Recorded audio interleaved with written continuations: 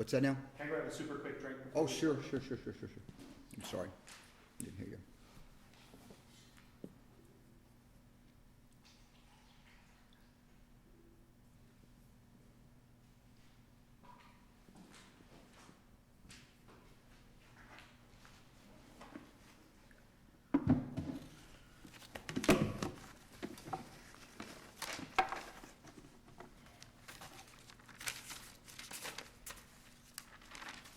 My name is Jeremy Harris. I represent the appellant U.S. Bank. I think I'd like to request 3 minutes of my time be held back for rebuttal. Thank you. This is an appeal that arises out of a mortgage foreclosure action where the borrower obtained summary judgment based on the alleged insufficiency of the notice of intent to accelerate. The original motion for summary judgment that was filed only raised the argument that the letter wasn't sent, but before the hearing that argument morphed. There was an affidavit filed by the borrower because there was a letter filed by my client that said this letter was insufficient. There was no actual amended motion that was filed, but that's what went before the court. In my initial brief, I said this case was about two words, the words may and judicial. The word may because in describing the right to reinstate, the letter says you may have the right to reinstate, and the court said that didn't cut it. And the word judicial, because instead of saying judicial foreclosure proceedings, it actually said foreclosure proceedings. And the court, separate issue, said that didn't cut it. I'd like to amend that slightly. I think this case is about three words. It's about may, judicial, and notice. And I think that third one is probably the most important. Notice is the key standard here. This is a contractual condition precedent. This isn't something created by the law. This is something created by the mortgage. So I freely admit that this letter has to be sent, and it has to be sent according to the mortgage before a foreclosure can be filed. Paragraph 22 is the key provision of the mortgage here, and frankly that's where this provision is in most modern mortgages, but not all. Paragraph 22 says the lender has to provide certain notice, and it says six things that this notice has to provide. It has to, 1, describe the default. It has to, 2, describe the action necessary to cure the default. It has to, 3, set a date no less than 30 days out on which the default can be cured. Number 4, it has to say that the failure to cure this default will lead to acceleration, foreclosure, and sale. 5, has to describe the right to reinstate. And 6, it has to describe the right to assert defenses in a foreclosure. I think you're going to hear a lot in the next 25 or 30 minutes about what standard you should apply. I think the briefs probably set it out as substantial compliance versus either compliance or strict compliance. In page 9 of the initial brief, we say it's substantial compliance, and we say that for the reason that this is, again, a contractual condition precedent. And Florida courts have a very long history. I think the oldest case we cite is 1960, but I'm certain there are ones further back, where if you're looking at whether or not someone met their condition precedent, it's a substantial compliance standard. Those cases cited in the brief are Allstate Floridian versus Farmer. In that case, the 5th District held a condition precedent represents an obligation to be performed before the contract is effective. Courts require there be at least substantial compliance with conditions precedent in order to authorize performance of a contract. If you look on to further down on that page, Seaside Community, which is a 1st District case from 1991, excuse me. When the happening of a condition precedent is an element of a contract, no recovery can be had with regard to performance of the contract absent substantial compliance with the condition precedent. And then the last case I'll cite specifically that provision is Conan versus Rothman, which is the 3rd DCA case from 1961, where it essentially says it's an elementary rule that there must be at least substantial compliance. So that's the standard that U.S. Bank is putting forward, and very shortly, if I get to it before I'm questioned about it, I'll tell you what I think that means in this case. I think the standard that was applied below was a strict compliance standard. I get that from the record when the judge says, whoa, this doesn't say this exactly how I want it to say it, therefore it doesn't comply. But let's be clear, the judge didn't say, I'm applying a strict compliance. The paragraph 22, when it talks about the notice must be given, sometimes we see contracts or provisions where it says notice must be given of the following, it has quotation marks, it's in a certain, requires a certain size font, that type of thing. Mortgages don't normally include that. They do not. If it did that, that would require verbatim, strict quotation marks, font, everything. I couldn't agree with the court more. And Okay, I guess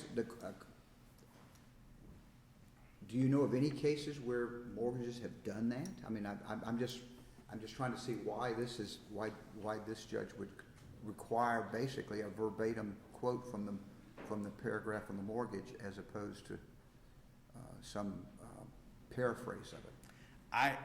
I can't figure that out myself. I can tell you that I practice all over this great state, and you do get different rulings in different states. So if I'm in Miami, for example, no judge ever even listens to this argument, at least that I've been in front of.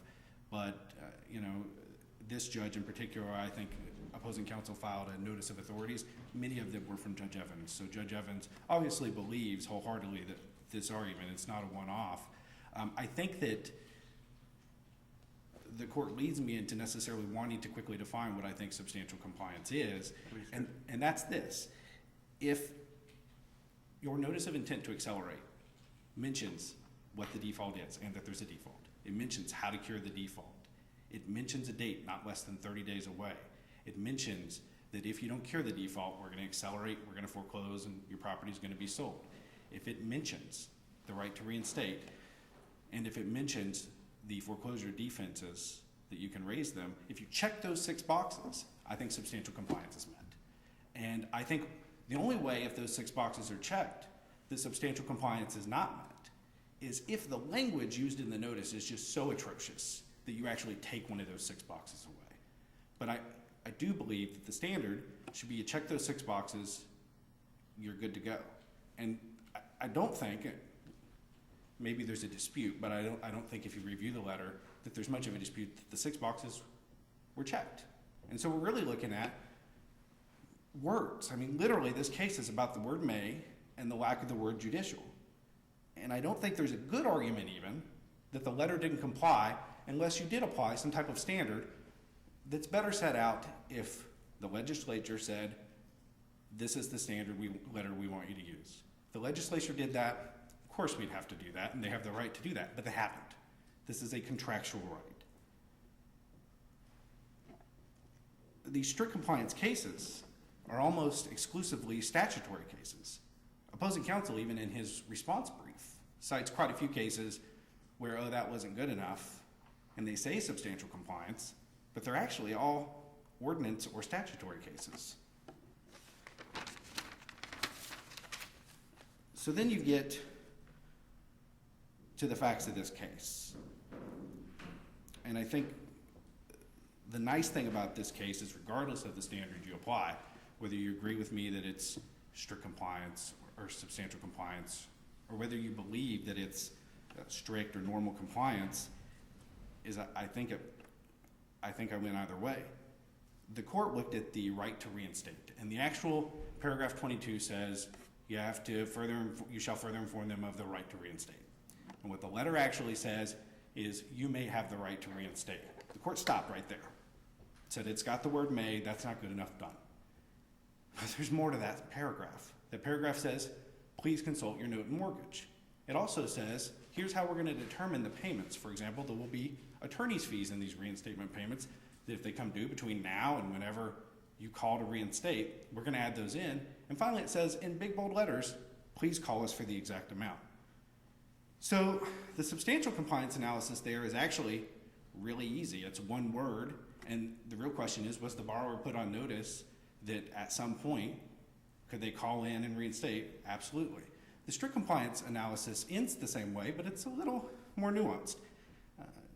Paragraph 19 of the mortgage, which is the reinstatement paragraph of the mortgage, it's entitled right to reinstate or something to that effect, actually starts with if the borrower meets certain conditions. Now those conditions are if certain payments are made, if certain actions haven't occurred, like a judicial sale, or you haven't sold the property to a third party, and if you meet certain subjective assurances that my client would want, then you have the right to reinstate. So the right to reinstate, in my opinion, is always a conditional right. There are always things you have to do. So using the word may and directing you towards the mortgage and towards calling the mortgage company was correct. And so even under a strict compliance standard, I think the court got this wrong. The other reason the court decided that this letter failed as a matter of law was the word judicial. Now, the number 4 on the 6, and if I'm being completely honest, I had 5 initially, and then I went to 6. It's much more dramatic, I think, to hold up 5 fingers, but for what it's worth, there are really 6. The number 4 on the 6 says that you have to notify the borrower of that if you don't cure, there's going to be acceleration. It says foreclosure by judicial proceedings, and then sale of the property. And this says if you don't cure, there's going to be foreclosure proceedings. It doesn't have the word judicial. And the court stopped there, said not good enough. There's no way they could tell they would go to court. Now, the substantial compliance analysis is, well, it says foreclosure proceedings. It says court 2 or 3 sentences later that they can raise their defenses in court, so that notified them they would be in court. It says that we could recover our costs and attorney's fees, so that should have put them on notice of this. And finally, Florida only has judicial foreclosures.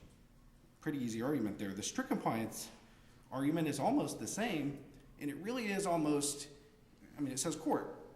So the argument really becomes, if that's really the standard we're going to apply, then it really should just be a form letter that goes, here's a cut and paste, and everyone should send the letter. And I just don't think that the contract, which is what has this, and our right to contract, says we need to do that. I believe this is a matter of first impression to a very large degree. Opposing counsel has a 50-page brief for approximately 50 pages, and at some point essentially argues to this court, this issue has been decided. Well, I don't agree. There's a plethora of cases cited by opposing counsel. Those cases, however, are distinguishable pretty easily. There's not one case in there where the 6 boxes were checked and the court said, but the wording you used, we didn't like that. Almost, if not every one of those cases, can be divided into 3 categories. 1, they're cases where the 30 days was blown. So the letter was sent 6 days before the foreclosure. And I can tell you without a doubt, it's my position that if you do that to somebody, you didn't meet your condition precedent and you should lose every time. 2, they're cases where one of the other 5 boxes or 6 boxes rather wasn't checked. For example, the Judy case. The Judy case is literally where they just said, you are in default. And just like, not you're in default because of payment, not you're in default because you sold the property to a third party. So I agree, that's a case where one of the boxes wasn't checked. All the other cases, the 3rd category, are proof cases. They're cases where the plaintiff didn't, at the summary judgment stage, prove that the letter was sent. There is no case in all the cases cited by opposing counsel where all the boxes are checked, a court said not good enough, and an appellate court agreed. They simply don't exist. Now, opposing counsel filed a notice of authority with his brief. Opposing counsel himself or people that he knows obtained approximately 25 opinions on similar, I guess, issues. The problem is those underlying lower court decisions are as varied as the stars. And I think they're actually a really good reason for why we do need an appellate decision that says, hey, here's the standard that we're going to apply to the actual notice of default. And if you don't send it, fine. And if you leave out one of the categories, fine. But if you get all the categories and you send it when you're supposed to, you're good enough.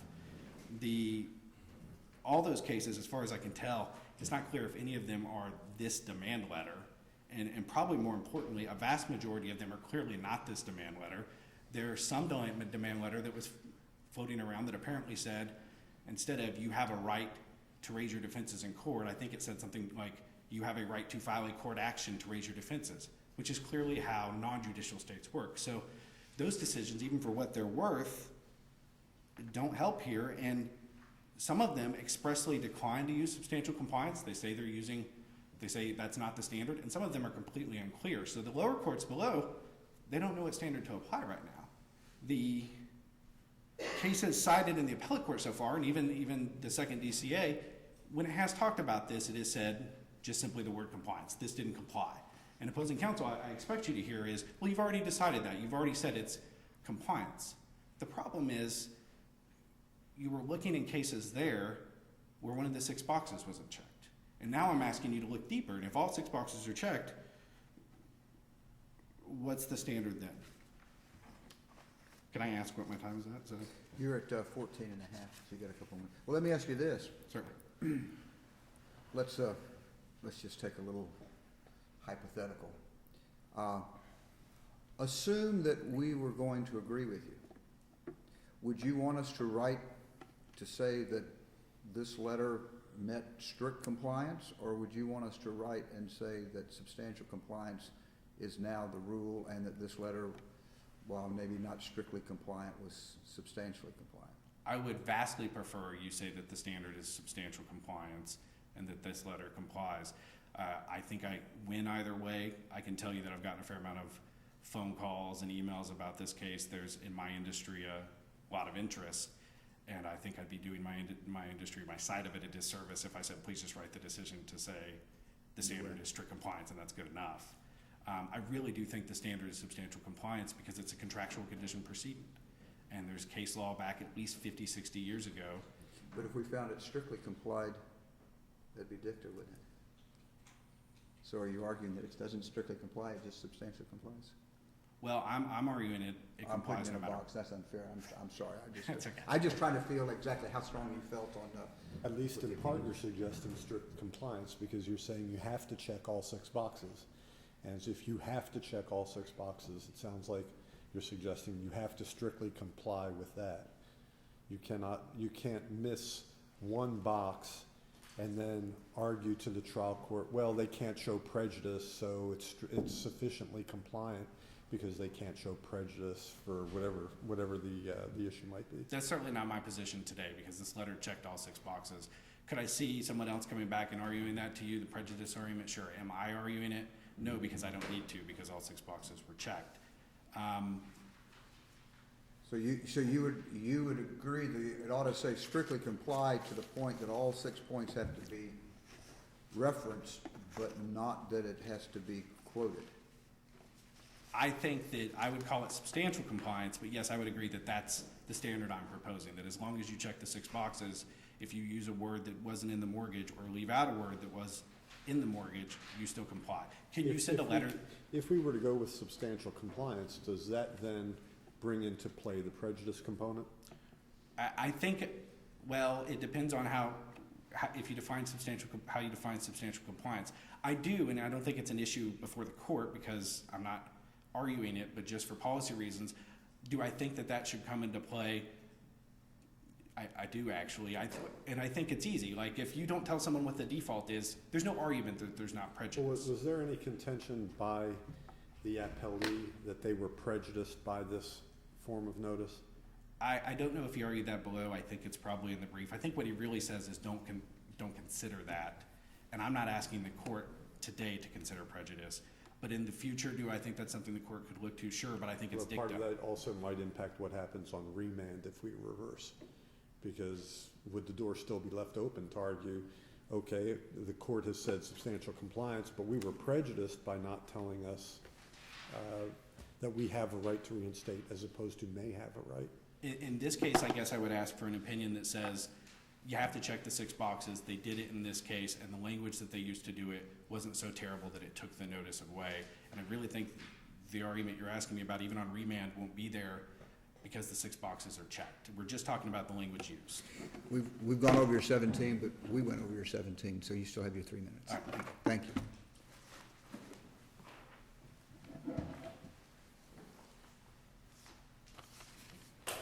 May it please the court.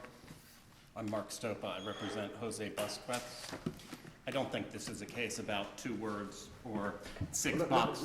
Let me interrupt and make sure we've got everything focused on where our argument is. There was some reference in the affidavit, your client's affidavit, and there was some discussion about his failure to receive the letter, but that seems to have been abandoned or waived, and the judge came down more on the sufficiency of the letter as opposed to whether it was actually received or not. Is that a fair statement? Correct, Judge.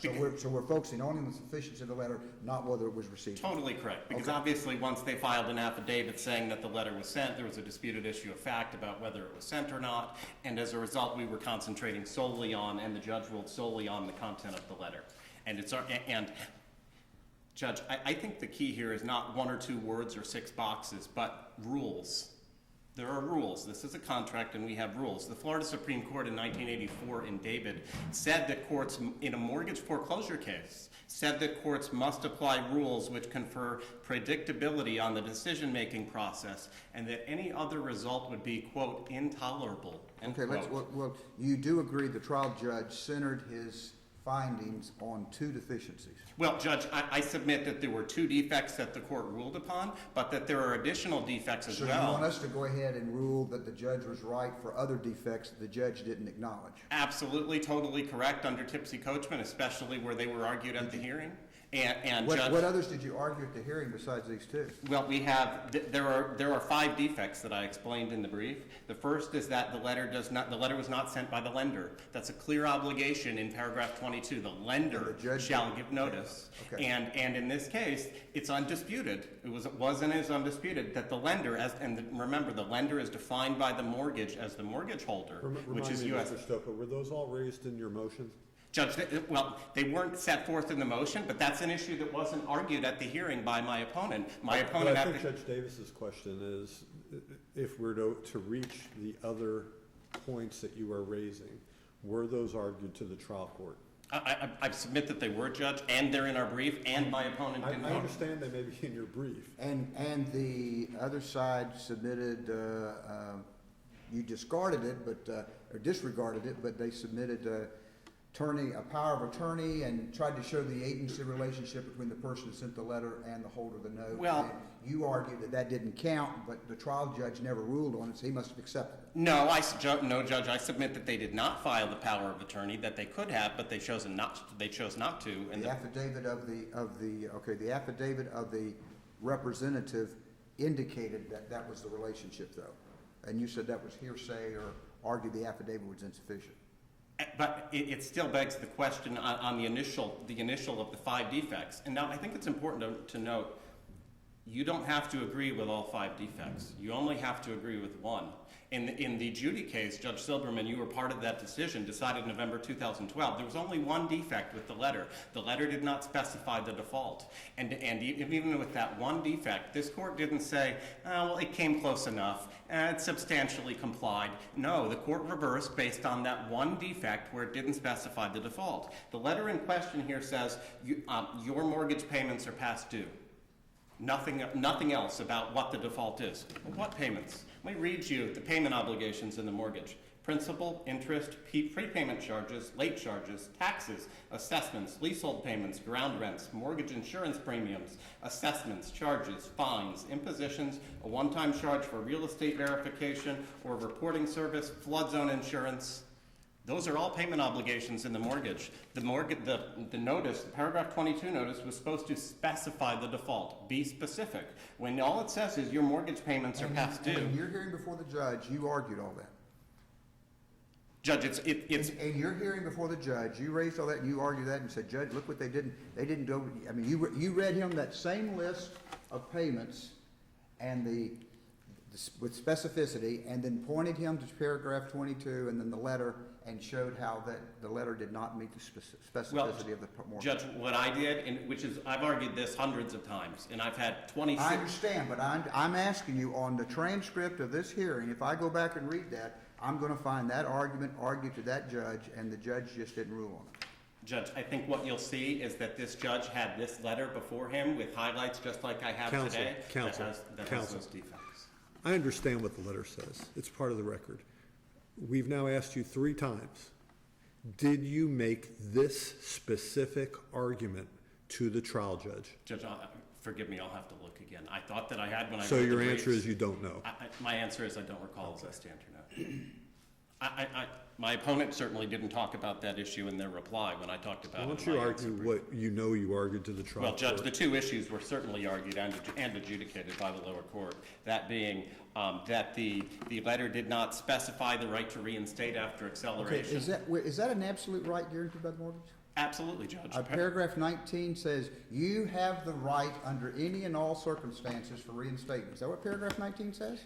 Judge, Read paragraph, what does paragraph 19 say? It says, if you meet certain conditions, you have the right. If you start off something with, if you meet certain conditions, doesn't that mean may rather than absolute? Judge, I respectfully submit no, and the reason is that paragraph 22 very clearly provides you have a right to reinstate after acceleration. That's what the letter... So paragraph 22 trumps, so paragraph 19 doesn't exist in this mortgage because paragraph 22 comes later and obviously later primes prior. Obviously, there are conditions on your right to reinstate, one of them being, for instance, you have to pay. If there are conditions, then how is it an absolute right? Well, it's an absolute right as long as you pay. And it's not just paid. There are other things that have to happen or not have happened before you have the right to reinstate. Well, then the letter should specify what those are, because it has to be... Well, paragraph 19 says, under certain conditions, and the letter says, you may have the right. And then it goes on and says, check your mortgage to find out. Sure, but what this letter says is you may have the right to reinstate the mortgage loan depending on the terms of the note and mortgage. We encourage you to review the provisions of the note and mortgage. And if you go back and read the terms of the note and mortgage, you'll get to paragraph 19 eventually. But Judge, and that spells out that you may have the right to reinstate if these things haven't happened and these things do happen. But with all due respect, it's not the homeowner's obligation to go and figure out what the rights are. For instance, in the Midtown case, the court explained you're not supposed to be a detective. When there's an obligation to provide pre-suit notice, you're not supposed to have to be a detective to figure out what it is. The notice is supposed to lay it out. The notice is supposed to specify you have the right to reinstate after acceleration. And a lot of these do that. But this one does not have that language as is required, and that's why so many judges, obviously not binding upon you, but that's why so many judges have ruled that this is a defect. These are basic matters of contract interpretation. We have a paragraph 22 that's drafted by the lender. It's in bold-faced font, the only paragraph of the entire mortgage that's set forth in bold-faced font. We have the Florida Supreme Court explaining we must have predictability in the decision-making process in mortgage foreclosure cases. Anything else is intolerable. You heard my opponent admit that these decisions have been as varied as the stars. I wrote it down as he said it. As varied as the stars. Well, why do we have that? We can't have that. We're supposed to have consistent rulings. That's what this court also said in its Smiley decision.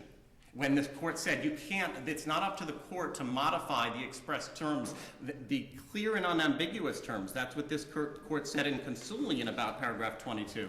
Clear and unambiguous terms. You can't modify those terms. You enforce them as they're drafted. And the way that this paragraph 22 requirement is drafted, it had to inform my client, you have the right to reinstate after acceleration. Saying you may have the right to reinstate after acceleration, go look at the mortgage, says nothing. That does not inform anyone of anything. If you go home to your wife and say, we may have won the lottery, that informs your wife of nothing. If you tell someone you may have a right, go read the documents, you haven't informed them of anything. Accepting the interpretation as you were asking it to me, Judge, of this being sufficient, what that would do is that would enable the plaintiffs in these cases, the banks, to totally eliminate the obligation to inform you of your right to reinstate. They don't have to do it. Because all they have to do is say, you might have the right, you might not, go read your mortgage and figure it out for yourself. And they effectively informed you of nothing. So they should tell you, you have the right, come on down, all you got to do is come in, you're going to have the right. That's what you're saying. Judge. It's got to say, you have the right, period. How about... So come on down. Oh, forget about what the mortgage says. Forget about the other requirements. You have the right. How about you have the right to reinstate, or you have the right to reinstate after acceleration, period. Or you have the right to reinstate after acceleration in accordance with paragraph 19. And then they go in and find out that one of these conditions that weren't supposed to happen has happened. And now they're going to say, I'm going to hold you responsible on this letter because you told me I have the right. And you didn't say anything about if I meet other conditions. You said I have the right. Now, you're contractually obligated to allow me to reinstate, even though the mortgage said something else, but what you sent me a letter said, I have the right. Then Judge, then have the letter or have the notice be worded that says you have the right to reinstate after acceleration in accordance with paragraph 19, or in accordance with the terms of your note and mortgage. If you're concerned about that, then that fixes that problem while still informing. So saying go look at your note and mortgage is not enough. It should say go look at paragraph 19 of your note and mortgage. Absolutely not, Judge. Well, Telling but that's someone. what you just said. You said tell them to go look at paragraph 19. You earlier said it's not enough to tell them to go look at their note and mortgage. You've got to tell them exactly. Now you're saying it's okay if you say go look at paragraph 19. So now the difference is between look at your note or look at paragraph 19 of your note. Judge, no, I the difference is. I think the difference is the letter suggests that you may have the right to reinstate if your mortgage provides for it. And it does not say you have the right to reinstate because your mortgage does provide for it, and you should check the terms of the mortgage to see what that is. The letter, to me, the letter suggests that you actually may not have the right to reinstate if your mortgage does not provide for it. Exactly correct. And I've had many hearings where that is what the judge said, where that is what the judge has ruled. Many judges, when a letter says you may have the right to reinstate, may means may not. You might not. It suggests that if you then looked at the mortgage might say you do not have the right to reinstate. Absolutely. And that's what this mortgage does say. This mortgage does say, if you don't meet certain conditions, you don't have the right. But I think the thing is that the mortgage might say, you can never reinstate after we accelerate. If the mortgage said that, this letter would still be accurate. You may have the right to reinstate under the terms of, depending on the terms of the mortgage. You look at the mortgage says, once we accelerate, you cannot reinstate, period. The letter would still be accurate. And it would not be giving proper notice of in your situation, what the true state. I agree, Judge. And because ultimately the problem with this, the notice shall further inform borrower of the right to reinstate after acceleration. If all you're doing is telling the borrower, go look at your mortgage, then you have informed them of nothing.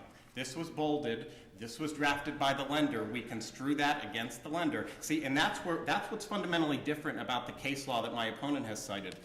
All the cases that they've cited, including the first case that was mentioned, Allstate, none of them are paragraph 22 cases. In their initial brief, they didn't cite any mortgage foreclosure cases at all. Instead, they want to rely on an insurance case. What's fundamentally different about the insurance law? The insurance company is the one that drafted the contract that has the condition precedent for the homeowner to comply with. So that's where the courts have come along and said, well, we're going to enforce a standard of prejudice or a substantial compliance because we're not going to hold the homeowner's feet to the fire about a condition precedent where the insurance company drafted the contract and set up this gotcha as a condition precedent. That is, it's protecting the consumer, not the party who didn't draft the agreement. Here, it's totally different. It's the bank being forced to comply with its own condition precedent. These are billion-dollar corporations that drafted their own contracts. I would estimate that 90% of cases have a standard Fannie Mae mortgage with this standard paragraph 22 language. There is no I have seen mortgages that go back 35 years that have this obligation. There is no reason that billion-dollar industries like these banks cannot draft a simple letter that says you have the right to reinstate after acceleration, informing someone of their rights, even if you want to say in accordance with paragraph 19, or if you pay your mortgage, if you pay the amounts in accordance with paragraph 19. If you meet certain conditions. Absolutely, if you meet certain conditions. Or to use the second fatal problem, the letter did not specify a foreclosure by judicial proceeding. Paragraph 22 is very clear on this, that this is subsection D in bold. The notice shall specify that failure to cure the default shall result in foreclosure by judicial proceeding. That term is not in here at all. That's not a box that you can check, to use my opponent's arguments. You can't. How do you check that box when it's not here? Here's the letter. It's in the record. It's just not there. There's no way that they can spin that. So they're subject to being foreclosed some other way, but not judicially. Absolutely correct. According to this notice. Now, my opponent says, well, under Florida law, we all know as judges or lawyers that Florida is a judicial proceeding state. But That's not what the notice says, and that's not what the paragraph 22 of the bank's own mortgage required them to specify, required them to notify the homeowner. Hey, you have a right, if you don't pay, we're gonna sue you. We're gonna file a lawsuit, a foreclosure by judicial proceeding. It doesn't say that at all. Instead, failure to bring your account current may result in our election to exercise our right to foreclose on your property. Nothing about foreclosure by judicial proceeding. And then it talks about a foreclosure proceeding in foreclosure proceedings, but initiated by who? Because there are all sorts of different procedures throughout the country. A homeowner can't be made to just know or assume that they're going to know what their rights are, because that's exactly the point of the paragraph 22. The whole point of the paragraph 22 is it's not just some, notice. My opponent kept using the term notice. It's to inform someone of their specific rights in this situation. It's a last resort to prevent foreclosures. Here, we're going to give you a chance to pay. Do what you need to do to prevent this foreclosure. That's why the form exists in so many cases. That's why it's existed for so long, because we don't want to be foreclosing on thousands of Floridians throughout the state as we have been. Judge, my opponent advances no definition. They propose a substantial compliance standard, but they advance no definition of it at all. What is it? What does it mean? How do you define it? Nothing. Their briefs essentially say, close enough. Well, that came close enough. That is not the type of predictability that this court in Smiley and the Florida Supreme Court in David contemplated. That's why we have inconsistent rulings. They want consistent rulings. The courts do. This court does. But we don't have them. Why? Because we have some judges looking at the letters going, I think that comes close enough. You can't possibly enforce that. I can walk down the hall and find other judges. You may think this is close enough. I could find others who think, I don't think that is close enough. That's why we can't have that standard, because it lends itself to rulings that are all over the place, varied as the stars. The way to have consistent rulings, as the courts have contemplated, is to look at the letter and say, does the letter say what it's supposed to say? Yes or no? That's it. It does not say foreclosure by judicial proceeding. It does not say that failure to cure the default may result in foreclosure by judicial proceeding. It's just not there. It does not inform the defendant of the right to reinstate after acceleration at all. It's just not there. And so, Judge, there is no way to check those boxes. So you have at least two boxes that are unchecked. And to employ the same analysis, Judge Silverman, that you did in Judy, when you have even one box that's unchecked, the plaintiff can't win. But now, I want to address the procedural issue here briefly. The fact that this was a summary judgment is totally irrelevant. There's nothing about the procedural posture here that the plaintiff argues is inappropriate. This is the letter that they said they sent. The content of this letter will not change at trial. This is why I have hundreds of favorable rulings on this issue that I've provided you some of. The content of this won't change at trial. We can't have testimony that interprets this letter, because that would be extrinsic evidence on a contract that has clear and unambiguous terms. And remember, it was in Consulian that this court said paragraph 22 has clear and unambiguous terms, and it's basic contract law that you don't vary those clear and unambiguous terms with extrinsic evidence. So a trial wasn't necessary. They don't complain about the procedural issue. When it's undisputed that the letter doesn't say what it's supposed to, they didn't comply with the conditions precedent. This wasn't a typical summary judgment in that it was an adjudication on the merits, or certainly not a free house. But when you don't comply with the condition precedent, the remedy is to dismiss without prejudice. I submit that was appropriately done here, and that there has been no error shown in that procedural issue at all. Now, Judge Davis, you ruled in the Laurencio decision that the Deutsche Bank's letter did not comply with paragraph 22. You joined in that decision, did not comply. Judge Silverman, you ruled in Judy. Very clearly, the letter did not specify the default. And Judge Northcutt, you ruled in... I knew you were going to get to me. in Saran, at 93 Southern 3rd 456, that the paragraph 22 letter did not comply. All of you have made rulings that agree with what I have argued here today, that the standard is compliance, not substantial compliance. Now, even if you disagree with all of that and think, you know what, he's just wrong, it's substantial compliance, it still begs the question of what does substantial compliance mean? What is the difference between substantial compliance and compliance? Have you heard my opponent, who's the one asking you to employ substantial compliance, explain the difference? No. I did in my briefs, and what I showed is that it's the same thing. In Phoenix, in School Board versus Fasano, the 4th District said they're the same thing. You need to wrap it up here to 20 minutes. Thank you, Judge.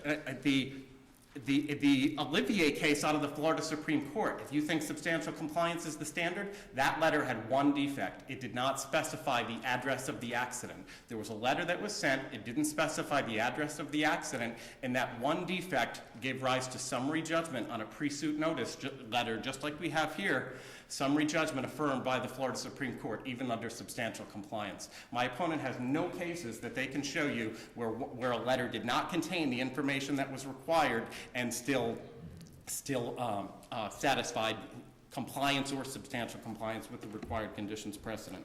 So, following the one defect cases of Judy and Olivier and the rules and predictability analysis, anything else would be intolerable. We need consistent rulings. I submit that the lower court's ruling should be affirmed. Thank you. Thank you.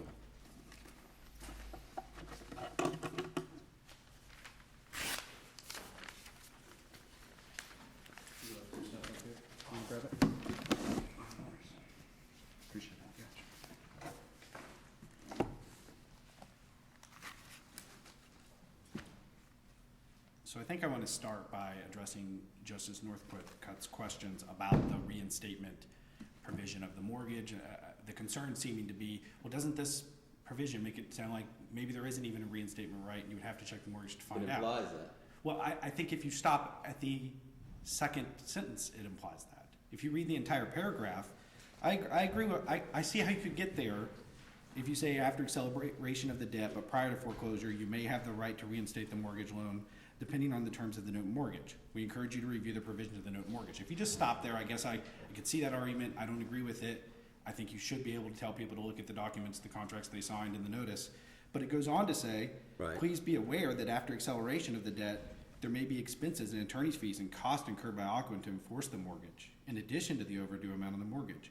Any payment to reinstate the mortgage loan after acceleration must therefore include an amount sufficient to cover such expenses and fees incurred. But given the way that first sentence is worded, couldn't the implied qualification of the rest of that be if you have the right to accelerate under your mortgage, note and mortgage?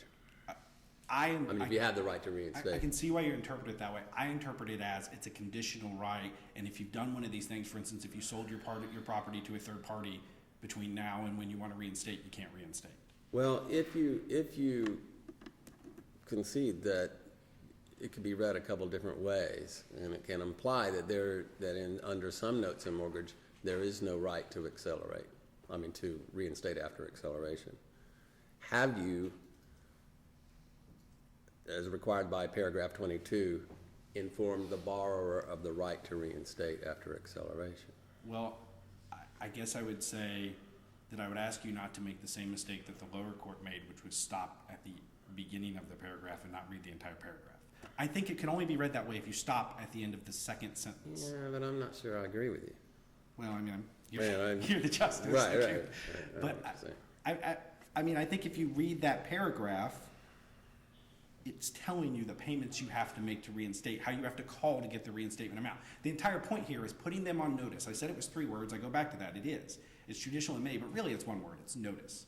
And the question is, was the borrower put on notice by this letter? And while we're zeroing in on this issue, was the borrower put on notice that there was a reinstatement right contained in the mortgage? There's nothing. So basically, if you tell them, even if you were to say, you may or may not have the right to reinstate under your note and mortgage, go take a look, that's sufficient. That's not our case. No, I know, we're beyond hypotheticals. But I think the point... I mean, because I'm telling you, that's what the implication of your language could be. You may or may not have a right to reinstate after acceleration. Certainly, and there's nothing in paragraph 22 that So says if you had this... said that explicitly, would that be good enough? If you said you may or may not. You may or may not. Your note and mortgage may or may not give you the ability to reinstate after acceleration. I think that's a much tougher case. I don't think that's our case. I think that's a much tougher case on this argument. But if someone could read this language and infer that meaning, aren't you still on your tougher case? No, because I think you, A, have to read the rest of it, and B, I said it was a tougher case, not one I should lose. The simple fact of the matter is they have to be put on notice. They're told to go read their mortgage. This is a recorded document. It's the biggest contract people sign in most people's entire lives. The fact that you can't It's tell always them, literally the biggest document they sign. page-wise and money-wise, for almost every American, it's the biggest document. To tell someone that we can't tell you to look at that to understand a reinstatement provision, when the reinstatement provision is titled reinstatement provision, I think is taking it too far, and it's that strict compliance that I have the problem with. The point is, could the borrower read this letter, go, I have some reinstatement rights, I need to make some phone calls, I need to look at my mortgage to figure out what those are? I think if the answer is yes, we substantially complied. If you think the standard is, could the borrower read this letter and understand it completely, then I think you need to tell the world that the standard is strict compliance, and I just don't think that's the standard. So, Did the letter say, The you're flip behind in side- your? The flip side of your argument, which I think is helpful to you, is can someone read this letter and conclude, gee, I'm out of luck, I cannot reinstate, I don't have that right? I don't think so, absolutely not, because of the 3 sentences afterwards that talk about payment amounts for reinstatement. Now, there are conditions on it, which is what the may means, but it literally says, there may be additional amounts we add to your reinstatement payment. But I think Judge Silverman is helping you even more by suggesting that if the sentence were to say, your note and mortgage may or may not give you the right to reinstate after acceleration, that in itself would lead an average person to go take a look. It should, and I take the help anytime I can get it. Yeah. Well, but I'll throw a negative at you as well, which is, does it then clearly tell the person they have a right to reinstate? I think it notifies them that that right is It something they notifies need, them they may have a right. that they to may have that reinstate. right, but I think But if it you read doesn't- all of it, It doesn't lull them into inaction, absolutely not, and it talks about payment amounts. which is then the prejudice part, but you're out of time, so I'll stop there. Any other questions? If not, we're going to have to conclude. Thank you. Thank you.